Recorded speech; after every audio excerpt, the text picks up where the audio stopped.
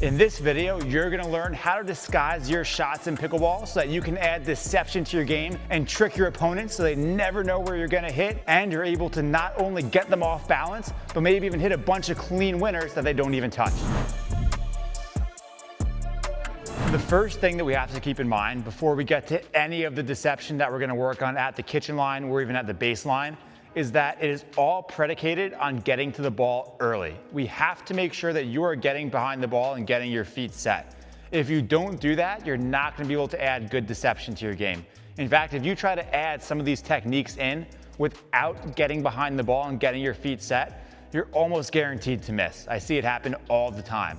So if you want to start tricking your opponents, the first thing to do is make sure that you're getting behind the ball. When you're hitting dinks at the kitchen line, one of the best strategies to disguise them is by using a concept called holding your dinks. And what that is, in the most basic sense, is waiting until the last minute to make contact with the ball. So when I'm holding my dink, what I'm gonna do is sit like this with the paddle face straight ahead, and I'm gonna wait until the very last minute to swing towards the ball. So I'm hitting the ball straight ahead. It's pretty clear where I'm not hiding too much because my target is literally straight ahead of where my paddle face is facing. Now let's say I wanted to change my target. So instead of going straight back ahead to my opponent, I wanted to go cross court. I can hit that cross court angle from the same preparation if I just wait for the ball to get really close to me. If I'm sitting like this, my opponents can't move because they're looking at my paddle face going straight ahead. And then at the last minute, I can flip it to go cross court. And that allows me to have both options as targets so my opponents can't start moving early. And that's called holding my dinks because I'm holding my paddle in that position until the very last minute, and then I can go either cross court or down the line. The key is I do want to make the decision in my head where I want to go a little bit earlier. I don't necessarily want to wait to look at my opponent's reaction. I do want to have that preparation in terms of knowing my target, but I'm going to wait there just so that way I have that advantage over them where I know I'm going to hit the ball and then they're going to move there rather than them moving before I hit the ball. So see here I have an opponent straight ahead and an opponent cross court. Because I'm holding my dinks from the same paddle position, I can go both ways and they can't guess where I'm going. I'm going to set with my feet straight ahead, my paddle facing straight to my opponent in front of me, and I'm going to hold that position until the ball gets to me. Then I'm gonna go. So from that same forehand position, I can go down the line all day, or when I'm ready, I can take the ball cross court.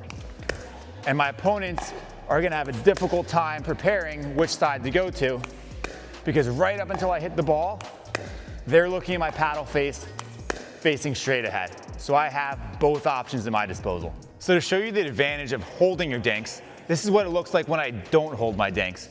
And that means I'm essentially telegraphing my target to my opponent before I hit. So when I'm not holding my dinks, I'm gonna set my paddle face to my target and I'm gonna swing straight through. So you can see how on these cross court dinks, my paddle face is set cross court, I swing across my body and the ball ends up cross court. There's really nothing to hide in this position. I'm setting the paddle face to my target, I'm swinging towards my target, and the ball is going right to my target. So that's not holding my dinks. It's a good strategy to not hold my dinks when my opponent is pulling me off the court and I don't have time. So see here, when I'm moving, I can't really set my feet. I just want to worry about swinging across my body and getting back to a neutral position. I only want to try to hold my dinks when I'm able to set my feet and I have time. Usually when I go cross court, that's when it's gonna be easiest for my opponents to guess where I'm going, because most players are gonna set their paddle face right to their target every time they go cross court. So instead what I wanna do when I have time and I can set my feet behind the ball is hold my paddle face straight ahead, come under it, and then open it up towards that cross court target at the last minute. Because from here, I can go cross court, but I can also speed up down the line. I have those two options when I hold in this position. As you can see, I'm hitting a much more aggressive topspin cross court dink rather than that defensive slice dink, which was telegraphed right to my opponent. And they didn't have to guess they're able to move right to the ball even before I hit. When your opponent sees this, they're gonna start going cross court because I cannot go from here and take the ball down the line. It's simply not possible. When I start swinging in this pendulum motion, I have to carry it cross court.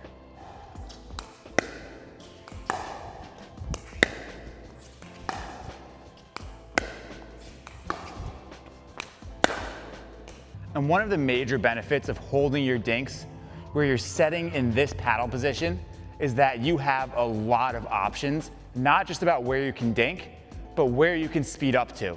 So really I have three main offensive options that I can do from this position. I can either fire a speed up down the line, I can fire a speed up through the middle, or I can hit a heavy topspin inside out cross court dink, and that's from the left side. So when those three options are on the table, and there's two opponents, that means one of them has to be left unguarded.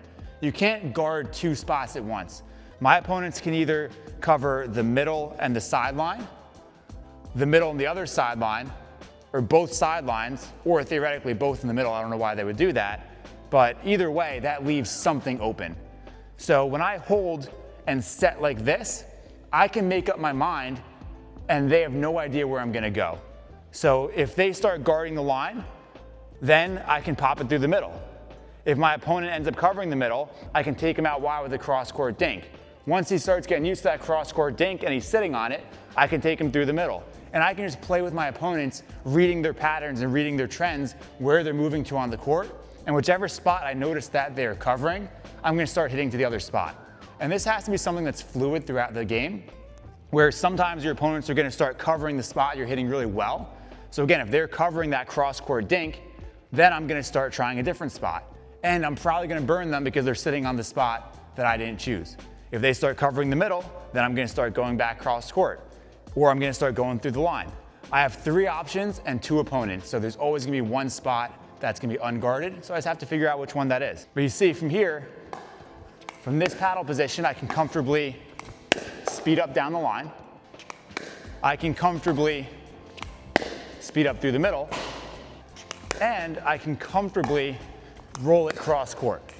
Three options, one paddle preparation. That means that something's gonna be open and I'm gonna be able to figure out which one it is. And the last piece of deception that you can add to your game by holding your dinks is where we show our opponents one paddle angle and then at the last minute speed up in the other direction. So what I mean by that is if I hold right here and I know I'm gonna speed up, what I can do is show them with the face of my paddle a different spot than what I'm actually gonna hit to. So for example, if I set my paddle like this, my opponents are automatically gonna think I'm going towards the middle because that's where my paddle's pointed. But then at the last minute, I can open up my hand to come around the other way and fire it off down the line. Or I could set my paddle like this, where it looks like I'm gonna go down the line, but then at the last minute, I can open up my paddle face and hit it through the middle.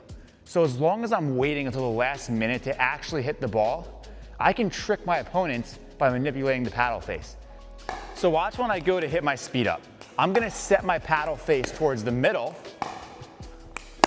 but then I'm gonna come around the outside of it and hit it up the line. And I'm actually gonna aim right for that sideline, so that way I catch my opponent as he's moving towards the middle. I can get it all the way behind him and he won't even be able to touch it. And one of the keys when I go for this shot is I'm gonna really sell it by cocking my wrist in before I hit.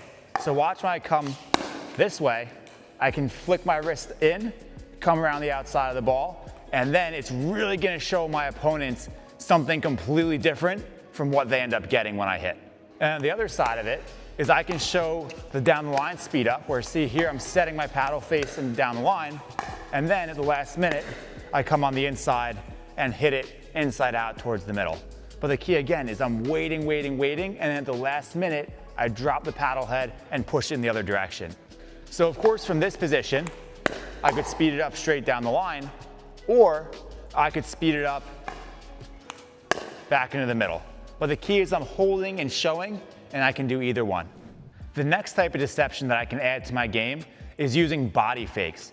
So if you create a lot of motion in your body, you can use that to show your opponent one thing that's different from what you're actually gonna do. A lot of opponents will think that the ball is gonna go in the direction that your body is moving.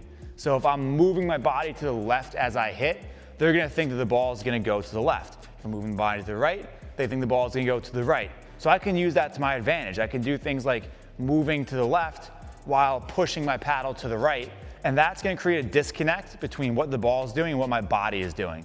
So if my opponents aren't locked right onto that ball and they're paying attention to my body, then they're gonna end up moving in a different direction from where I hit. So if it's a dink, they'll be late, or if it's a speed up, it could be a winner.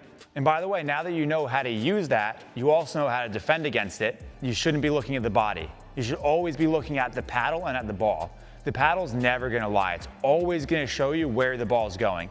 I can't have my paddle facing this way and then hit that way. It's not possible. I can hold it so I can hide it for as long as possible, but by the time I hit the ball, the paddle will not lie. But the body sometimes does lie, which is what I'm teaching you guys how to do. How to use your body to lie to your opponents, so your body does one thing and the paddle and the ball do something else. So if I'm hitting cross-court dinks, naturally my body is gonna come a little bit to my left as I hit and as I shift back towards the middle. So what I can do is I can move my body to the left and then hit to the right in order to disguise my shot. So that was a super basic example of how I can use a body fake to create deception. I can move to the left by taking that big step, and then I can push my paddle off to the right. So I'm doing two things at once. I'm moving with that left foot, and then I'm pushing my paddle out to the right.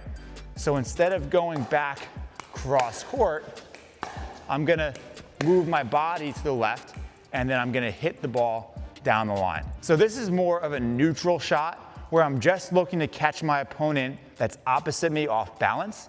I'm not gonna necessarily look to hurt him, but I am gonna look to get a dead dink back because I caught him a little bit off guard and he's a little bit late to the ball, or maybe even a speed up opportunity. So once you have that body fake down, where you're able to move your body in one direction and hit in the other direction, we can build on that by creating even more motion, which creates more confusion. So if I'm able to move my body in different directions and give my opponents the illusion that there's something else going on and hit the ball wherever I want, I'm gonna be able to add a ton of deception to not only my dinks, but my speed ups as well. The first way that I can start to implement this body fake speed up into my game is by working on moving out cross court and then stepping back to speed up down the line.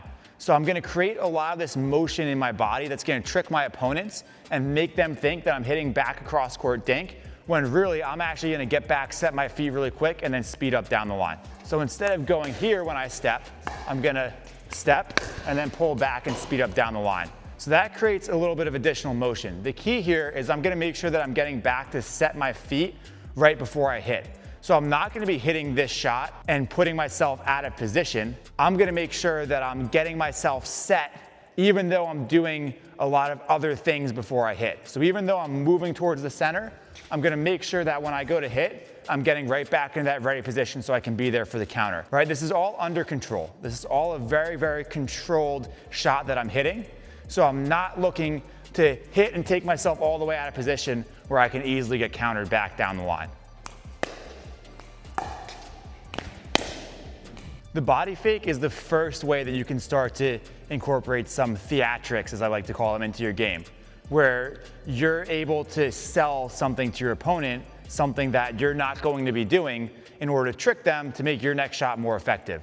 The next way that we can build on this is by doing more with your swing. So in addition to moving my body in certain ways to show my opponents that I'm gonna hit somewhere where I'm actually not planning to hit, I can change up my swing and add fakes in order to make them think that I'm gonna hit at a different pace or at a different location that I'm actually gonna hit. And this just, again, adds more motion to the court. So instead of only being able to focus on the ball, they're gonna be distracted by my body, by my paddle, by my arms, that are doing all these other things, trying to take their focus away from the most important thing, which is just the ball and my paddle face. So what I mean by that is as I'm hitting, I could take really big swings and then go into a soft dink, right? And then from here, I'm creating all this additional motion where then I can throw some body fakes in where I can hit in different directions and I can sell different types of shots. Now from here, I can speed up if I want to. I don't have to go soft. When I'm taking that big of a backswing, I have tons of options. Now the key here is that because I'm so in position and all of these dinks are relatively dead, I have lots of time where I can do whatever I want. I can speed up, I can dink. No matter how big of a backswing I'm taking, because I have time, I know that when I get to the ball, I'm gonna be under control. Whenever you hear that you shouldn't be taking a backswing, that's not necessarily true. It just means that you shouldn't be taking an uncontrolled backswing. There's tons of pros that take massive loopy backswings on their dinks. They're just doing it under control to create rhythm, to create deception, to create theatrics and distraction. They're doing it in a controlled environment with a specific goal in mind and something that's very well calculated. So there's no problem with backswings at all, as long as you're doing it with purpose and you're not using it then to overswing. Now, of course, it's very, very easy to take a big backswing and then end up popping my dinks up because I'm swinging super hard. No, but I know that as an advanced player, I'm able to take that backswing and then slow it down before contact to hit a nice, soft, controlled dink. So obviously this is a little bit more exaggerated than it would be if I was playing an actual game. But it just goes to show how when I have time, how much I can do before I hit the ball. That again leads to the different types of deception that I can apply. And I was using a few different ones there. Sometimes I was holding, sometimes I was swinging, using backswings. But when I have time, I can implement any of those things. And the other thing that taking a big backswing does for me is it creates a little bit of a faster swing through my contact. More motion means that my opponents are gonna have a harder time reading my paddle face. If I'm taking a really slow swing like this, my opponents can tell way before I hit where the ball is gonna go because they're looking at that paddle face slowly come in contact. But when I take a bigger swing, because there's more going on, they can't see quite as well where the paddle is facing because there's more motion. When the paddle's moving faster, it's harder to see it. So that's why I like taking a little bit of a bigger backswing when I have time, because I can create deception using confusion. I can add in some body fakes. I can show the paddle in a different direction, and then I can accelerate in order to hide where I'm actually hitting before I make contact with the ball. And the last piece of deception that I'm gonna show you that you can add in your game has to do with your third shots, specifically your third shot drives. You can show your opponent one spot to lead them into thinking that you're gonna hit your third shot drive there and then completely change the spot. And we're gonna do that by using our off foot. So if I'm a righty, that's gonna be my left foot when I'm stepping in to hit a forehand drive. I get into a closed stance and my left foot is leaning towards the middle of the court. That's gonna show my opponents that I'm gonna hit towards the middle or maybe even a little bit more cross court. That doesn't necessarily mean I have to go there. From here, I can very comfortably still catch the outside of the ball and take it down the line. And when I do that, I'm gonna have my opponents leaning towards the middle of the court, and I'm gonna be able to get that ball down the line and get them reaching, which means they're not gonna have a great counter on my drive, so we can come up for an easy fifth shot drop, or even better, a shake and bake and put the next ball away.